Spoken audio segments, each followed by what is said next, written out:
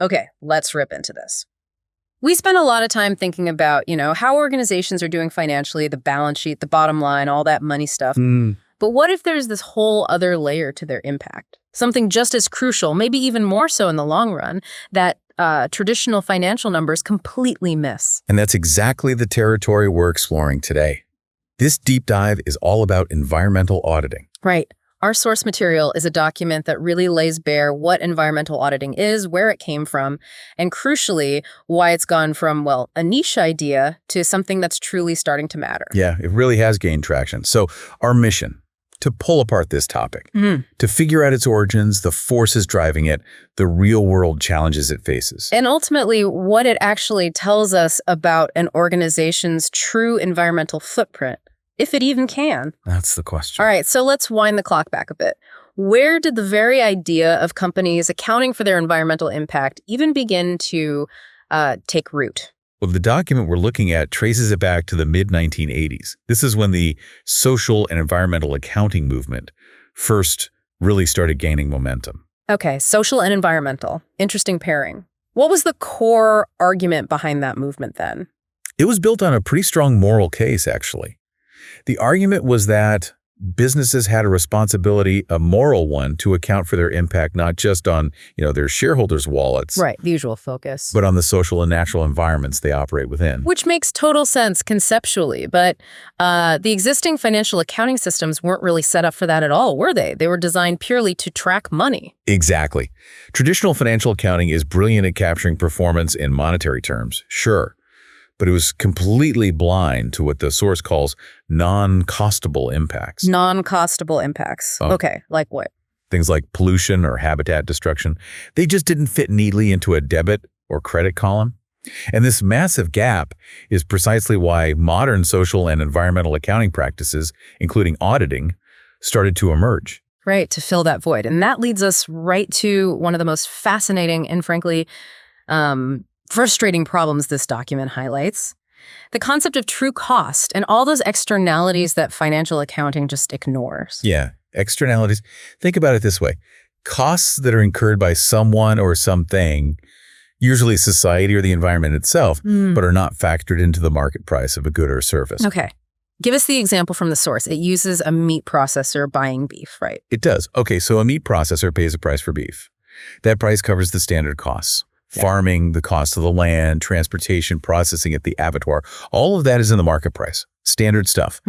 But here's the critical point the source makes. If the land the cattle were raised on was originally forest that was cleared. Okay. I see where this is going. The cost of that deforestation, the environmental damage, wasn't included in the price of the land when it was bought, was it? Or in the price of the beef later on? Not at all. And the source asks these really kind of piercing questions. How do you put a monetary cost on losing species habitat? Or on losing the forest's ability to suck carbon dioxide out of the atmosphere? You probably can't. Not easily anyway. Exactly. Those environmental consequences are real, they're significant, but they weren't part of the transaction price. Wow. So the environmental impacts are essentially subsidized by the environment itself, and we just don't see it in the grocery store price tag. Precisely. And this is why environmental activists argue that the sticker price doesn't reflect the true or full cost of that beef because it leaves out the cost to the environment. And the document makes it clear this isn't just about beef, right? It applies to almost everything we use. Oh, absolutely. Take oil and gas. Its environmental footprint isn't just the cost of drilling and refining. It includes extracting a non-renewable resource and the impact of releasing greenhouse gases like carbon and sulfur compounds when we burn it. Right. Those massive, diffuse environmental costs aren't fully captured at the gas pump either. So if traditional accounting doesn't track these costs, and it's not like there's a mandatory global law forcing companies to audit their environmental impact in detail, why are organizations increasingly doing it? Who's actually putting the pressure on? Yes, the drivers. It's a good question. The source points to increasing pressure, primarily from investors and other key stakeholders. They're demanding visibility into an organization's environmental footprint. not just its economic one anymore. Okay, so it's external pressure, and the source breaks down a few specific types, doesn't it? Yes.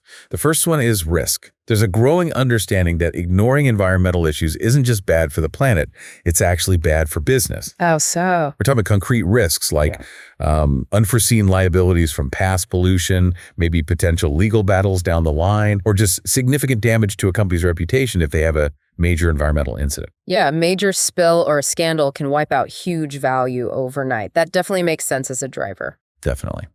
The second one is ethical performance. How a company performs environmentally and socially is starting to influence decisions in both resource markets and product markets. Okay, explain that. So, consumers might choose not to buy from a company with a terrible environmental record. Is that the product market side? Exactly, hitting them right in the product market. Yep. And on the resource side, think about attracting talent.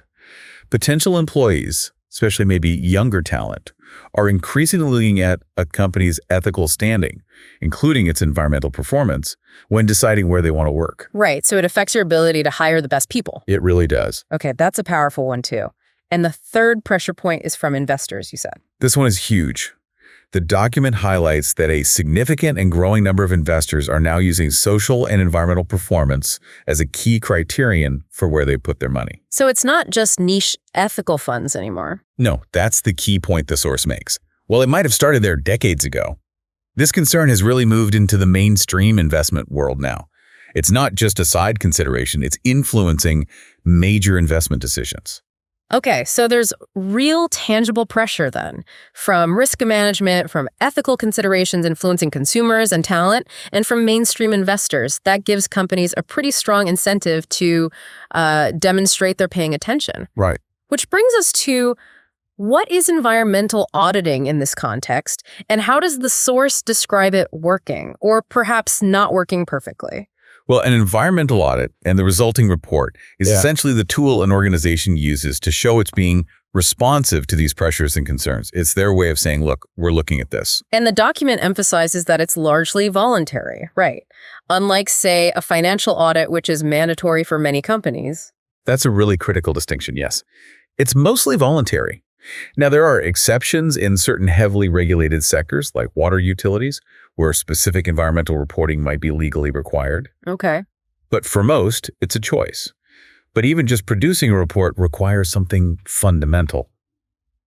The organization has to set up systems to actually collect environmental data in the first place. Right, you can't report what you don't measure. So what does a typical environmental audit process involve, according to the source? What are the steps? It generally involves three main elements. First, you've got to agree on the metrics, deciding exactly what environmental impacts to measure and how to measure them. That's step one. Okay. Second, actually measuring the performance against those chosen metrics, collecting the data.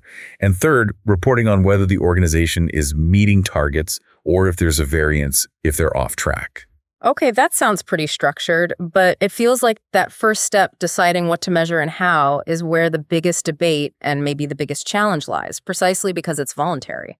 Absolutely. That's the core issue the source really flags. Because it's not compulsory for most industries, there are no universal mandatory audit standards. There's no single list of things you must audit in a specific way that everyone agrees on. Ah, okay. So an organization basically has a lot of leeway in deciding what they even look at, unless they're in one of those regulated industries. Precisely. Now, there are frameworks out there, things like GRI, AA1000, or ISO 14000, that exist to help guide companies on what and how to measure. We offer structures. Right. But the source's key point here is that essentially there is no underpinning compulsion to any of it. You can use the frameworks, you can modify them, you can pick and choose elements. The choice is largely theirs. So that's the principle, largely voluntary, debated metrics. But what about the practice? What's actually happening on the ground? Are companies doing this? Well, the source acknowledges that while it's voluntary in theory, stakeholder pressure means it's often demanded in some situations. Companies feel they have to respond to that pressure. And the reality is that most large organizations in developed countries are doing something, aren't they? They're not just ignoring it completely. No, that's the observation. Most are collecting significant amounts of environmental data these days. Many have formal audit systems in place, and almost all now produce some kind of annual environmental or sustainability report. It's become quite standard. And are they using their own employees for the audit, or are they bringing in outside help? does the source say? It notes both happen. Some conduct internal audits, which makes sense if they have the expertise, but many also use external auditors. Why bring in outsiders? Well, it can definitely increase credibility, right? Having an independent third party look things over. And sometimes it's just because the organization doesn't actually have the specific environmental expertise internally. Makes sense. And those metrics that get used in practice, even if they're contested or chosen by the company, what are the common ones you typically see? The source lists the usual suspects. Emissions that covers things like pollution, waste generation, greenhouse gases, and consumption that's energy usage, water use, and the use of non-renewable raw materials or feedstocks. Okay, emissions and consumption. And those measures together contribute to what people often call the organization's environmental footprint. Exactly. You hear about companies having a high footprint versus a low footprint, and it's usually based on these kinds of measures. And the underlying assumption in environmental management, according to the source, is that reducing that footprint is good, or maybe reducing the unit footprint, the environmental impact per unit of output. Right, that's generally seen as the desirable goal. So companies will often set targets for reducing emissions or consumption per widget produced or whatever their output is. And then they track how they're doing. Yeah, they calculate the variance. Did they hit the target, miss the target, by how much? But here's the rub again, isn't it? We're back to the voluntary nature. The controversy comes back when it's time to actually report this stuff. Yes, precisely. Some organizations are pretty transparent. They report their targets, their performance, their variances. They kind of show their work, But others, well, they don't report everything. And the source highlights this. It is this ability to pick and choose that makes voluntary adoption so controversial in some circles. Because if you can just omit the data where you missed a target or choose metrics that make you look good, how much does the report really tell us? Exactly. It raises serious questions about comparability between companies and the overall credibility of the reporting. Yeah, definitely. Is there any positive trend noted in the source despite that ongoing controversy? There is, actually. The source mentions a recent trend towards adopting a much more quantitative approach to reporting. Meaning more hard numbers, more specific data, less waffle. Essentially, yes. Gathering and reporting detailed quantitative data allows companies to show performance against a specific target or track their trend over time, or maybe even do both. And does that help? The general consensus cited in the source is that, yes, this move towards more quantitative detail generally helps readers, investors, stakeholders. You get a much clearer, better understanding of an organization's actual environmental performance compared to just sort of vague qualitative descriptions. Okay, so more numbers are generally better, even with the voluntary issues. So let's try and pull this all together then. We've covered quite a bit. Social and environmental auditing clearly goes way beyond the standard financial audits required by law. Correct. It's become widely adopted, largely pushed by those demands from investors and other stakeholders who want to see a company's environmental impact alongside its financial health. They want the bigger picture. And it can be integrated into a company's internal systems, part of their regular controls, or it can be a separate standalone project. Yeah, either way. And the data collected, regardless of where the audit sits internally, is pretty critical for those external environmental reports companies are increasingly publishing. You need the data to write the report. But the fundamental difference from a financial audit and the source of all this ongoing debate we've discussed is that lack of mandatory standards. Right. That means the value and the comparability of these voluntary environmental audits is, as the source puts it, kind of disputed. It is. But ultimately, the document concludes with a point of, let's say, general agreement, paraphrasing it as something like, more knowledge and information on any aspect of governance is generally better than less. Okay. So we've taken this deep dive into environmental auditing. Started from its roots in the social and environmental accounting movement. Back in the 80s. Grappled with that fascinating problem of true cost and externalities that traditional systems just, miss.